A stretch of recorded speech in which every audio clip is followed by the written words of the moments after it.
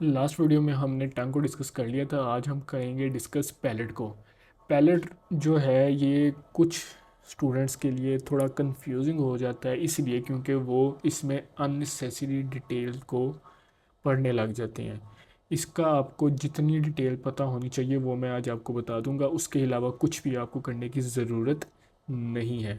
सबसे पहले hard palate की बात की जाए। हार्ड पैलेट जो है ये दो बोन से बनता है। One is the horizontal plate of palatine and the other ones are the palatine process of the maxilla। ये maxillary part जो है ये anteriorly होता है और ये posteriorly। हार्ड पैलेट के लिए सिर्फ आपने इतना याद करना है, then it is enough for you. Soft palate भी आ जाते हैं। सॉफ्ट पैलेट में म्यूकस मेम्ब्रेन होगी, ओके हमें पता है। पैलेटाइन एपोन्यूरोसिस, पैलेटाइन एपोन्यूरोसिस के बारे में आपको सिर्फ इतना पता होना चाहिए कि एक फाइब्रस शीट है जो कि हार्ड पैलेट के पोस्टीरियर बॉर्डर पे अटैच होती है। और इस ये बनती किस चीज़ से? ये बनती है टेंसर विलाय पैलेटिनी मसल के टेंडन से। सिर्फ बस इतना आपने याद करना है। पैलेटाइन एपोन्यूरोसिस एक फाइब्रस शीट है, हार्ड पैलेट के पोस्टीरियर बॉर्डर पे अटैच है और ये टेंसर विलाय पैलेटिनी के टेंडन से बनती है। देन आपने करने हैं इसके मसल्स। मसल्स का हम टेबल देख लेते हैं। ओके, अब जिस तरह टंग का एक मसल था प्लेटोग्लोसस, उसकी नर्व सप्लाई डिफरेंट थी, बाकी सबकी सेम थी। इसी तरह इसमें भी सिर्फ ये टेंसर विलाय पैलेटिनी की एक मसल, ये जो मसल है इसकी नर्व सप्लाई डिफरेंट है, बाकी सबकी सेम है। फ्रेंजियल प्लेक्सस, टेंसर विलाय पैलेटिनी नाम से पता चल रहा है टेंस करेगा। लिवेटर विलाय पैलेटिनी नाम से पता चल रहा है लिवेटर मीन्स रेज करेगा, लिफ्ट करेगा। प्लेटोग्लोसस एक अटैचमेंट इसकी पैलेटाइन एपोनेरोसिस पे, दूसरी टंग पे। पैलेटोफ्रेंजियस एक अटैचमेंट पैलेटाइन एपोनेरोसिस पे, दूसरी थायराइड कार्टिलेज जो फेरेंक्स के एंटीरियरली लेरिंक्स का कार्टिलेज है। मस्कुलर यूव्यूला, ये भी हार्ड पैलेट के पोस्टीरियर बॉर्डर पे अटैच होता है और ये यूव्यूला की म्यूकस मेम्ब्रेन बनाता है। नर्व सप्लाई आप इनकी देख सकते हैं। देन एक्शंस देख लेते हैं। एक्शंस पहले दो के हमने कर लिए थे। पैलेटोग्लोसिस का भी हमने लास्ट वीडियो में टंग के साथ कर लिया था कि push the tongue upward and backward. Palatopharyngeus elevates the wall of pharynx and pulls the palatopharyngeal folds medially। जो palatopharyngeus मसल है ना, इसके ऊपर एक फोल्ड बना होता है म्यूकस मेम्ब्रेन का, जिसको हम कहते हैं palatopharyngeal फोल्ड। ये उसको एलिवेट करेगा। और मस्कुलर यूव्यूला आपको आपको पता है कि ये भी यूव्यूला को एलिवेट करता है। देन ये सारी डिटेल पढ़ने की कोई ज़रूरत नहीं है, ये भी हमने पढ़ ली है।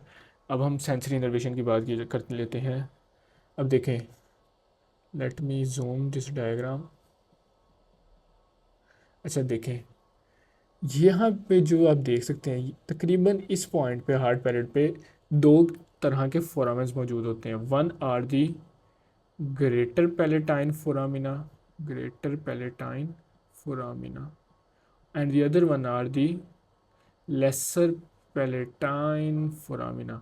जो ग्रेटर पैलेटाइन फोरामिना है ना, यहाँ से जो नर्व पास करेगी वो होगी हमारी ग्रेटर पैलेटाइन नर्व। वो यहाँ से पास करके एंटीरियरली मूव करेगी, जबकि जो लेसर पैलेटाइन नर्व है वो लेसर पैलेटाइन फोरामेन से एंटर होगी और वो पोस्टीरियरली मूव करेगी। देन इसकी डिटेल हम देख लेते हैं। और उसके अलावा ये एक इंसाइजिव फोसा है। इस इंसाइसिव फोसा में इंसाइजिव फोरामेन होते हैं जहाँ से हमारी एक और नर्व पास करती है, जो कि मैं आपको दिखा देता हूँ। इसका नाम है हमारे पास, जो इंसाइसिव फोसा से पास करती है, दैट इज़ नेजोपैलेटाइन नर्व। नेजोपैलेटाइन नर्व। तो अब जो ग्रेटर पैलेटाइन नर्व और नेजोपैलेटाइन नर्व, ये इन दोनों फोरामेन से एंटर किया। ग्रेटर पैलेटाइन जो है वो फॉरवर्ड मूव करेगी, ये मैंने आपको बता दिया। लेसर जो है ये पोस्टीरियरली पास करती है और नेजोपैलेटाइन नर्व जो है ये इंसाइसिव फोसा से, इंसाइसिव फोरामेन से पास करेगी।